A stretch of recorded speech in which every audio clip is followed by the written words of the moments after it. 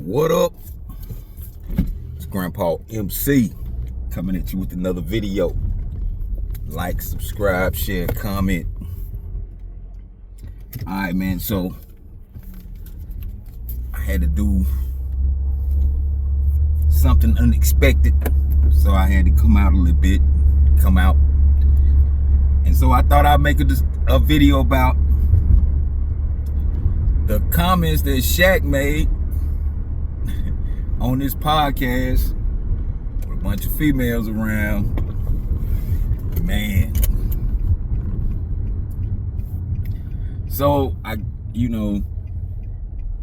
honestly, before I go in on this, honestly, I think this is all kind of like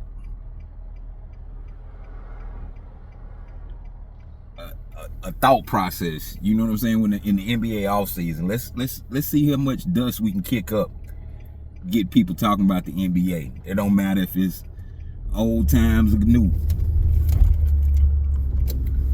So again, Shaq was on this podcast and he says that he would be able to win titles with T-Mac, 3 straight titles with T-Mac, Curry, Vince Carter, and who else he wanted to include.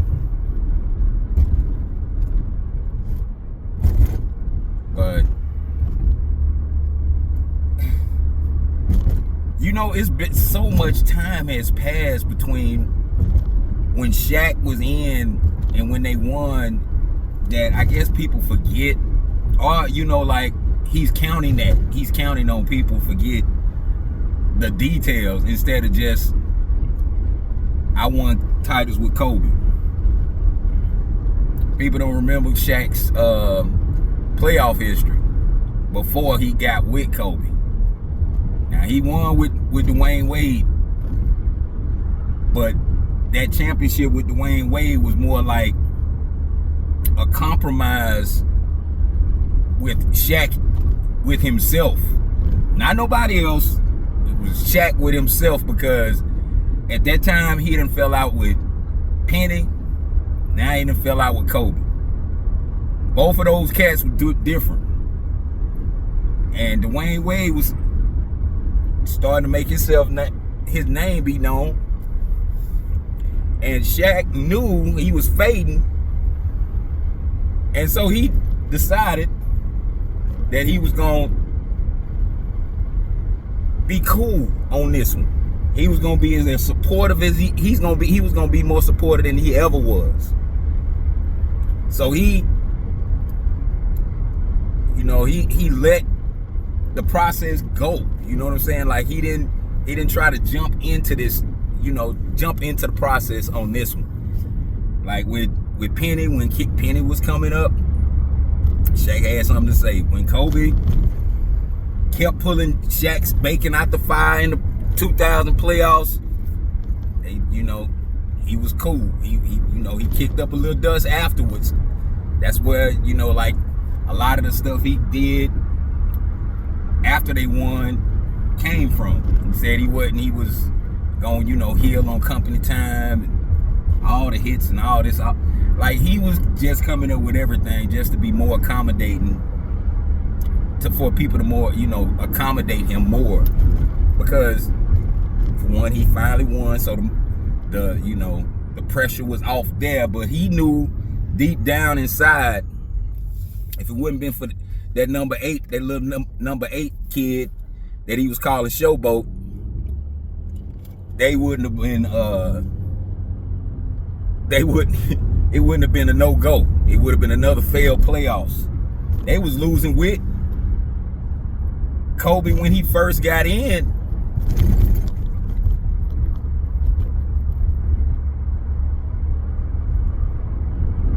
And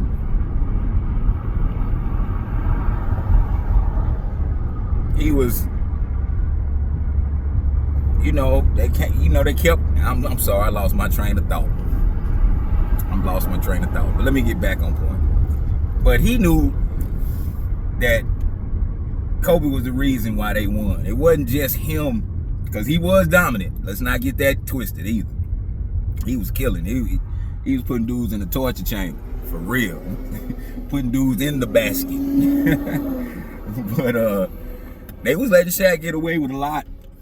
This was a precursor to LeBron, but they was letting Shaq get away with a whole lot in the post, man. He was that Mutombo, that series against Philadelphia, it stands out to me. Like they was letting Shaq just beat Mutombo all the way down to a post. It was a wonder that Mutombo had. He was able to play a couple more years after that. But it seems like Shaq, now that he got older, and Shaq is one of them guys, he's one of them party guys. So just to, keep relationships up, Shaq's gonna say this stuff because he knows in his heart T-Mac wouldn't have had, he might have had the skills. He might have had the skills, but he did not have the will. Curry wasn't strong enough to do the stuff that Kobe was doing when they was going after the title in 2000. This was Kobe's, second or third year? But Steph Curry hadn't gotten stronger until his 10th plus year now. Like he's just now gotten to the point where he's, physically stout. He ain't the same skinny kid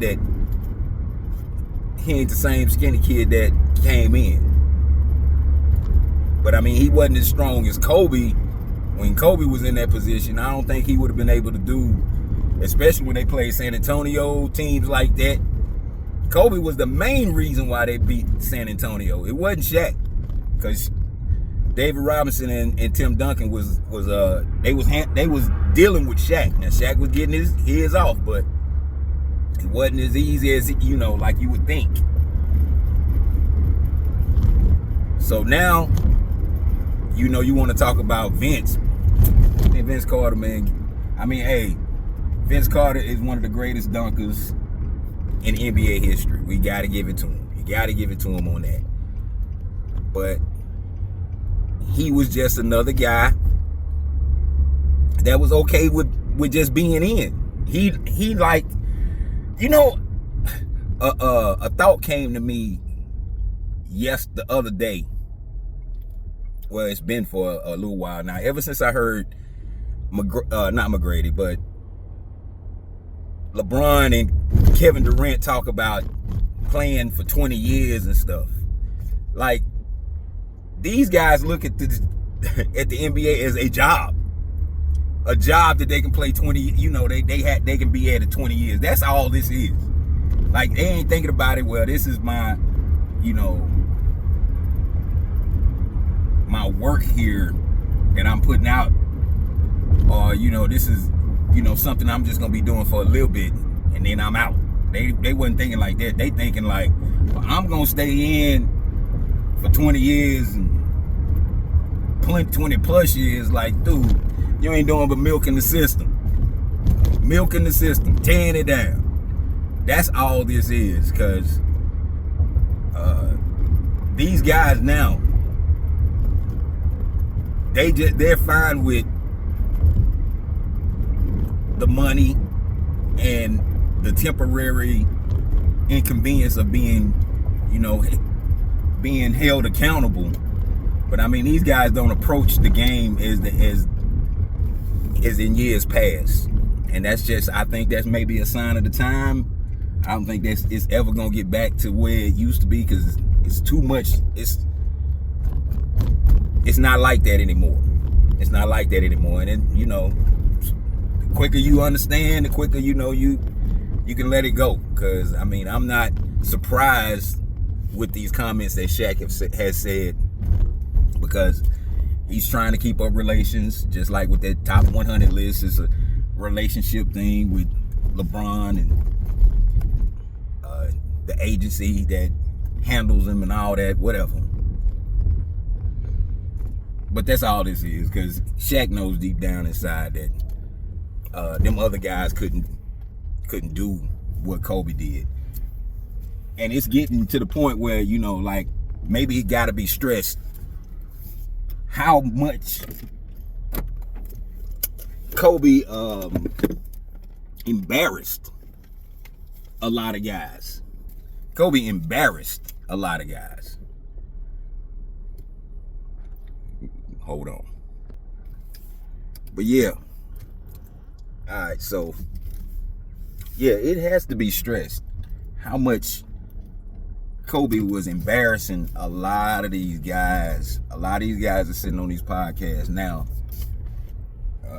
Kobe was embarrassing these guys, and it's nothing, you know, like, it's no shame in that, because Kobe was putting in the work for him to embarrass them folks like that, and his game was just like that. But like, now that so much time has passed, and Kobe hadn't been playing, you know, when he retired in 2017, 16, that's almost 10 years. That's almost 10 years, and when they won the championship was 2010. Yeah, 2009, 2010, they won. That's back to back. Yeah, no doubt. Because then Dallas got it. And I go into a whole diatribe about Dallas, like the fact that they even won that championship after getting messed over in the finals with Miami. That, I hold that. But the plain fact is, all this stuff is all meant to reshape history, because they counting on the era that we in, because a lot of people are only gonna see, you know, the details. They don't know the deep details. They know the surface detail, but they don't know the full details. What period of time, what was going on around that time. Because if Shaq wouldn't have won in 2000, it might have been something. It might have been something crazy to happen, because Shaq just like a big old baby. Shaq just like a big old baby. He want that attention. You know what I'm saying? Like, it's okay. It's people like that. But yeah, man, that's pretty much all that I gotta say on that. Like, I'll get back. Grandpa out.